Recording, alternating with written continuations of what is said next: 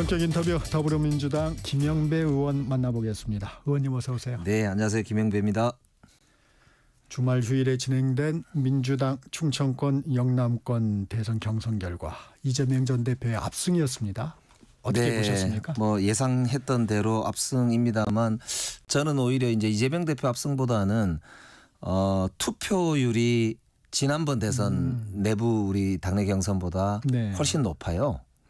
지난번에는 충청권이 대체로 50% 정도 됐는데 이번에 한 58%, 그리고 영남이 지난번에 60한4% 됐는데 지금 70%가 넘었습니다. 앞으로 이제 여론조사까지 합산이 되면 더 높을 걸로 보이거든요. 그러니까 이거는 우리 민주당 지지자들뿐만 아니고 국민들이 그만큼 정권 교체 열망이 높고 응집력이 높아지고 있다, 이런 점에서 굉장히 의미가 있다 이렇게 봤고요. 이재명 대표 압승은 또 그만큼의 그런 이제 응집력, 그래서 반드시 이번에는 나라를 좀 바로 세우는 정권 교체해야 되겠다, 이런 응집력이 보인 걸로 그렇게 평가를 하고 싶습니다. 그래서 결과를 발표할 때도 투표율을 할 때 막 힘주어 얘기한 부분이 그런 부분이 있었군요. 네, 그렇습니다. 투표율은 역시 정당 투표는 결과 뻔하잖아 이렇게 해서 안 할 수 있잖아요. 근데 그게 아니고 나라도 한 번 더 투표해야 되겠다, 이거는 사실 굉장히 중요한 시그널이라고 저는 봅니다. 이재명 전 대표 90%도 가능할까요? 지금 이제 호남이 결정적 키가 될 텐데요. 네. 지난번 이재명 대표가 대선에서 질 때 본선 투표율이 90%에 못 미쳤습니다. 85% 정도 했거든요. 그러니까 그런 점에서 보면은 호남이 어느 정도의 이재명 대표에 대한 응집력을 보이느냐가 이번 대선에서도 굉장히 중요한 시그널이고, 특히 금방 말씀하신 당내 전체에서 90% 금방 말씀하셨지만 가늠자가 되지 않을까 그렇게 보이는데 26일 날 다음 주 토요일이네요. 예. 호남의 득표율이 관건이다. 예. 김동연 지사 충청에서, 김경수 전 지사는 영남에서 2위를 차지했습니다. 이 부분은 어느 정도 예상은 됐긴 했어요. 예, 김동연 지사는 고향이 충북이니까요. 네. 충청도에서 김경수 지사보다 2배 많은 한 8점 몇 프로 대 4점 몇 프로 이렇게 나왔잖아요. 그리고 영남에서는 또 김경수 지사가 한 5.9%? 예, 네. 그렇게 나오고 김동연 지사 3.2% 이렇게 나왔는데 그 중에서도 보니까 전국 대의원. 네. 그러니까 이제 일반 당원들이 있고 대의원들이 있거든요. 간부들. 그분들 투표에서는 영남에서 김경수 지사가 15% 가까이 나왔더라고요. 그러니까 그런 점을 보면 고관여층일수록 조금 더 이제 텃밭 개념이 있다는 거죠. 그래서 김경수 지사가 나름대로는 전국 대의원 내에서는 의미 있는 득표를 했다, 이렇게 볼 수가 있고요.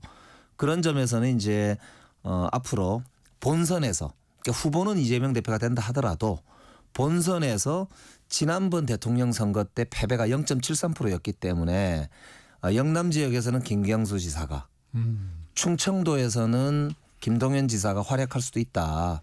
특히 이제 충청도도 지난번 대선에서 이재명 대표가 졌거든요.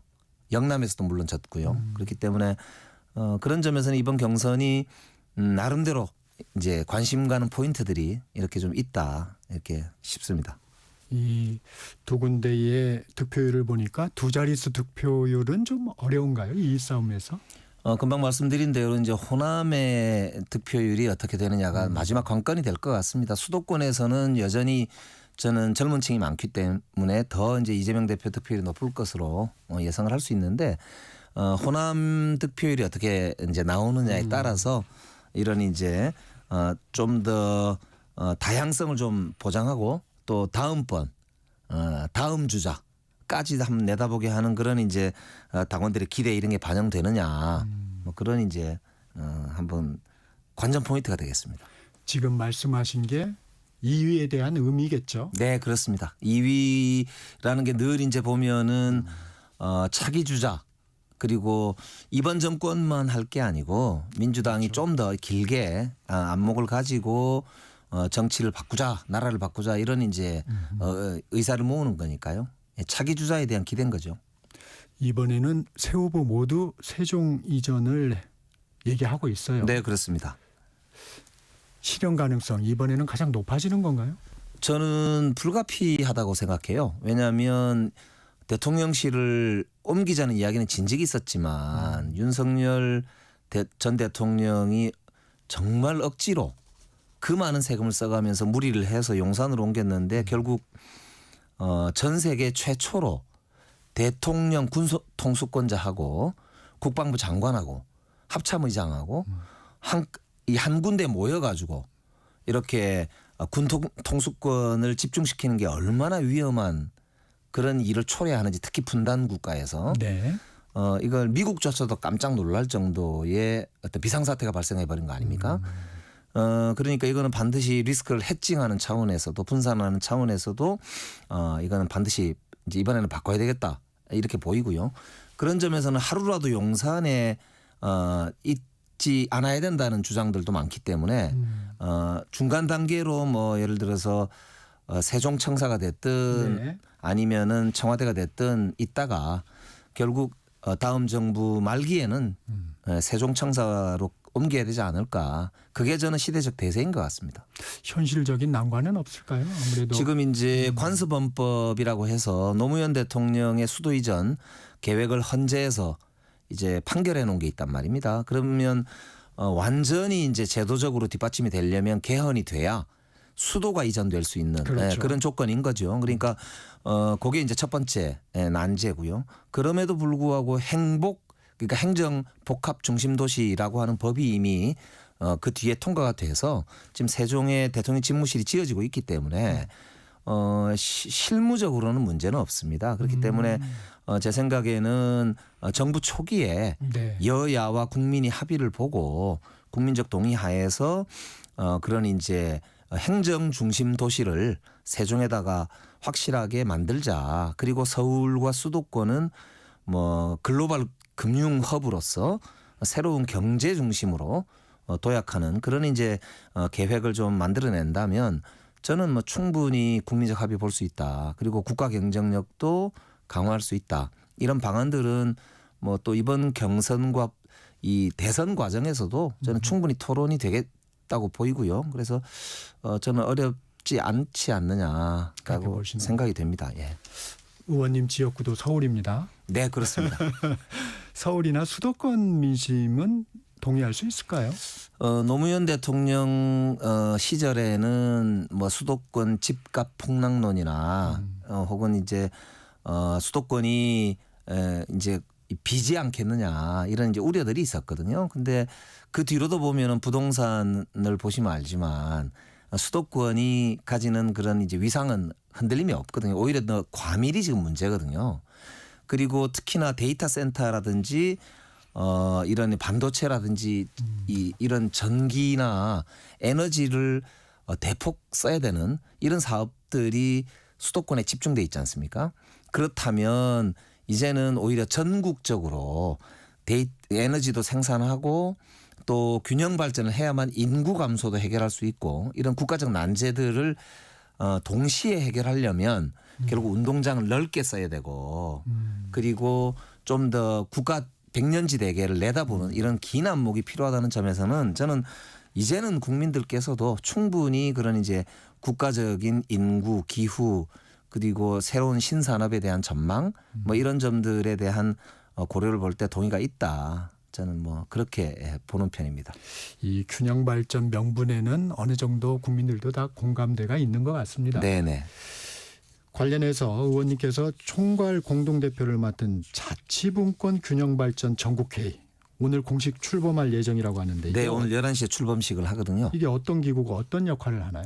예, 지금 이제 말은 많았지만 그동안 국가 균형 발전에 대한 이제 제도적이고 법적인 그런 이제 뒷받침 그리고 시민사회의 지지 그리고 전문가들과 학계의 전폭적 지지와 참여 뭐 이런 것들이 제대로 이루어지지 못했습니다. 그래서 전국에서 그동안 자치분권 균형 발전을 추진해 왔던 많은 그런 전문가, 학자, 시민운동가들을 저희들이 이제 정치권과 함께 손을 잡고 본부를 만들고요. 그래서 이번 대통령 선거에 관련한 공약, 정책, 입법 사항 뭐 이런 부분들을 이제 제안하고 뒷받침하기 위해서 오늘 이제 출범식을 가지게 됩니다. 가장 중요한 이제 저희들의 제안으로는 첫 번째가 일단 아까 말씀드린 대로 충청권 행정수도 완성이 첫 번째로 들어가고요. 그리고는 무엇보다는 서울대 10개 만들기 등 교육 문제나 인구 문제를 해결할 수 있는 전국적인 그런 이제 공약들이 포함이 되게 되고요. 그리고 이제는 17개 시도를 넘어서서 5개 초광역 경제권, 그래서 정말 이제 G10을 넘어서 G5, G4까지도 내다볼 수 있는 그런 이제 새로운 경제 체제 이런 이제 전망들을 좀 가져야 된다. 그래서 이제 그런 몇 가지 굵직굵직한 국가 아젠다를 저희들이 오늘 좀 제안을 할 예정입니다. 김경수 후보의 5대 메가시티하고 좀 맥을 같이 하나요? 네, 그동안 이제 노무현 대통령 이후에 꾸준하게 논의가 돼 왔고요. 김경수 후보뿐만 아니라 이재명 후보, 김동연 후보 공이 뭐 이 부분은 적극 공감하고 있는 그동안 국가 사업들이었는데 윤석열 정부 들어서서 거의 폐기되다시피 후퇴했던 정책들이거든요. 그렇기 때문에 이제는 뭐 민주당 정부가 들어서게 되면 본격 추진해야 되지 않을까 그렇게 보는 거죠. 그럼 민주당 주도의 기구군요. 예, 그렇습니다. 국내임 경선도 좀 살펴보겠습니다. 내일 4명으로 경선 후보가 압축이 되는데 3강 2중 구도라는 언론의 분석이 많습니다. 네, 저도 봤습니다. 이 3강은 많이들 예측하시니까 2중 중에 누가 4명에 들어갈 수 있을까요? 글쎄 각자 강점들이 있을 텐데 보통 나경원, 안철수 두 분 중에 누가 들어갈까 이게 이제 또 관심 중에 하나던데요. 네. 아무래도 당내 경선은 좀 더 적극 지지층이 이제 당심. 예, 그렇습니다. 당심이 조금 더 우선하지 않느냐라고 보여요. 그런 점에서는 저는 나경원 후보가 최근에 갑자기 극우전사가 된 거 아닙니까? 그러니까 나경원 후보가 조금 유리하지 않을까라는 게 제 개인적인 생각인데 모르겠습니다. 안철수 후보는 원래 대선도 나오셨고 또 본인의 이제 이 확고한 지지층이 있거든요. 근데 그분들이 과연 국민의힘에 얼마나 입당해 계신지 정확하게 잘 모르겠는데 여론조사를 하니까 좀 그분들이 이제 적극 참여하실지는 뭐 관심입니다만 개인적으로는 조금 더 당심이 작용하지 않을까 이렇게. 김 의원님은 보입니다.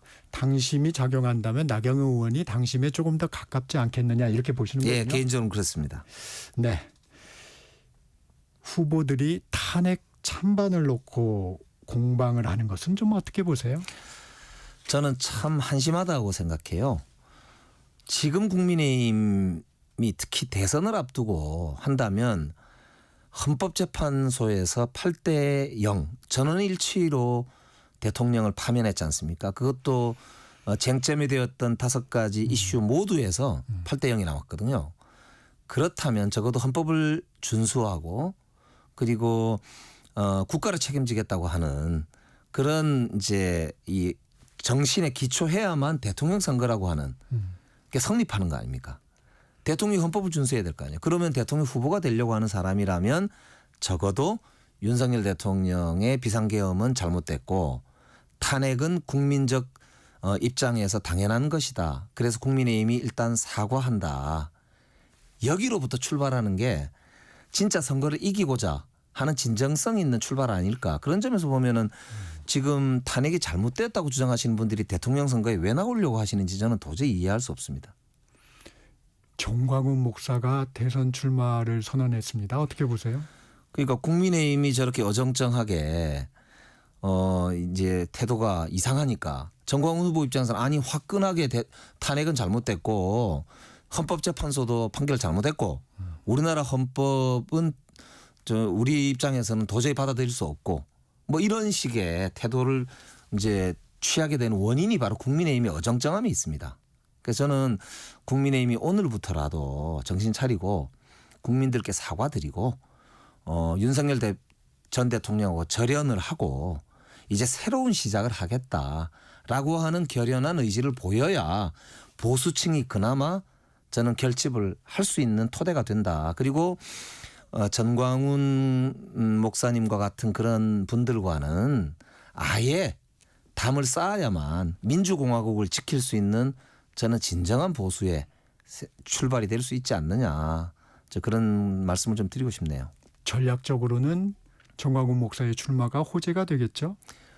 예, 뭐 정략적으로만 보자면 그런데 나라 때문에 저희들이 사실 걱정인 것이죠. 네. 우리 역사에서 이제 저렇게 탄핵을 반대하고 정말 헌법을 부정하는 사람들이 대선에 출마한다는 게 이게 저는 있을 수 없는 일이 아닐까 이제 그렇게 생각합니다.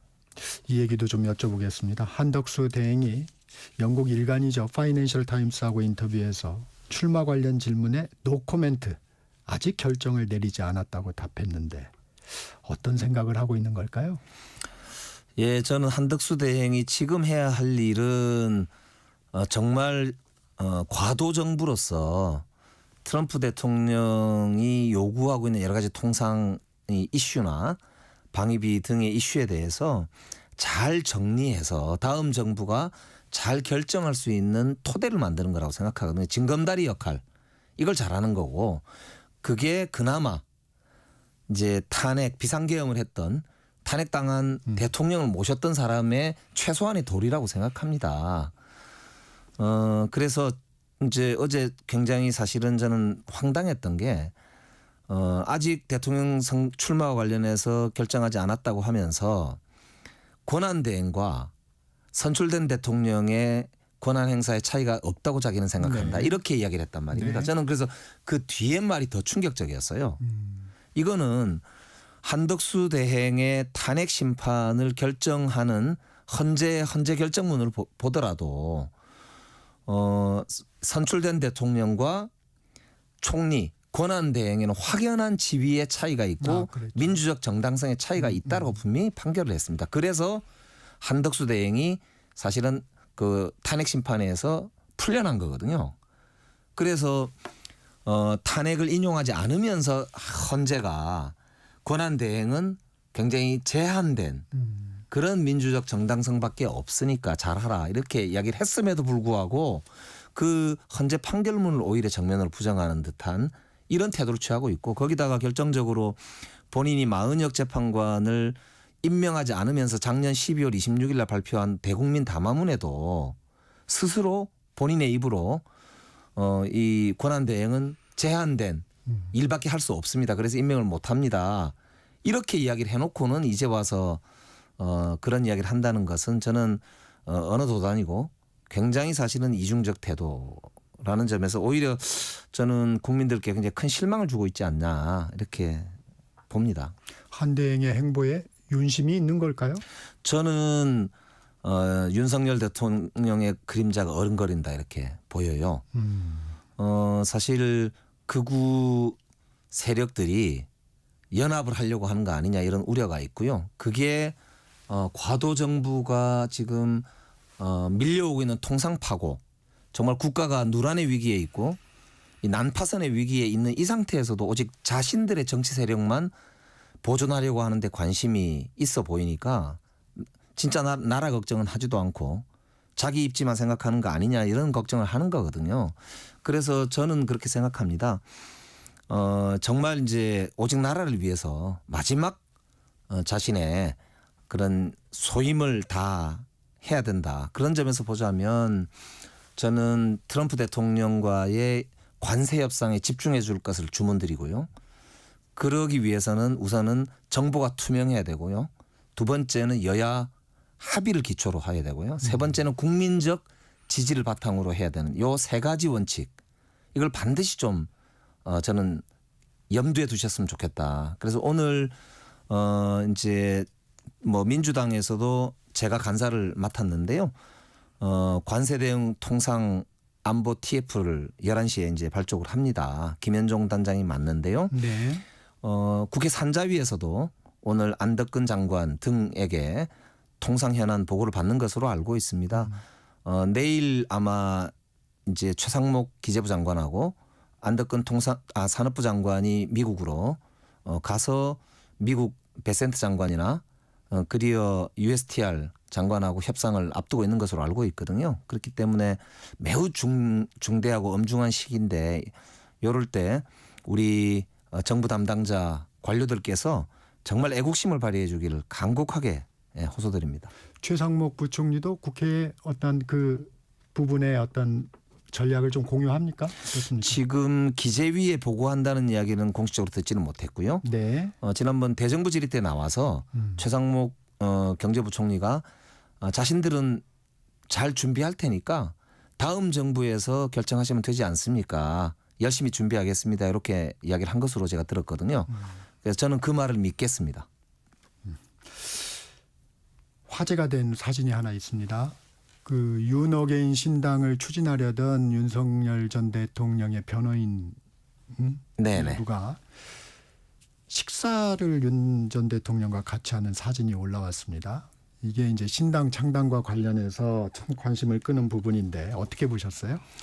예, 저는 그분들이 이제 신당 창당을 포기하겠다고 발표하고 나서 윤 대통령하고 식사를 했다 이런 이제 보도를 접했는데요. 저는 이제 아까도 말씀드렸지만 이제 한덕수 대행의 출마설, 전광훈 목사의 출마 네. 여기에 다 사실은 윤석열 전 대통령의 그림자가 어른거린다. 그걸 증명해 주는 장면이라고 저는 생각하거든요. 정치적으로는 당장 윤 신당을 창당할 정도의 동력은 없지만 네. 뭔가 윤석열 대통령의 욕심, 욕망 이런 게 어른거린다는 거죠. 그래서 저는 매우 부적절한 장면이다. 제가 대정부 질의 때도 이제 질의를 했지만 관저에서 탄핵당하고 나서 머물면서 사적 만찬을 즐겼다. 그 예산이 도대체 어디서 나왔냐? 공적인 예산에 샜으면 횡령 아니냐? 이런 뭐 질문들이 있었단 말입니다. 그러니까 사실은 이제 저는 파면당했으면 지금 정말 자숙하실 때다. 네. 그 말씀 드리고 싶습니다. 네, 여기까지 듣겠습니다. 지금까지 더불어민주당 김영배 의원과 말씀 나눴습니다. 고맙습니다. 예, 고맙습니다. 전격 시사 1부 여기서 마칩니다. 전하는 말씀 듣고 2부에서 뵙겠습니다.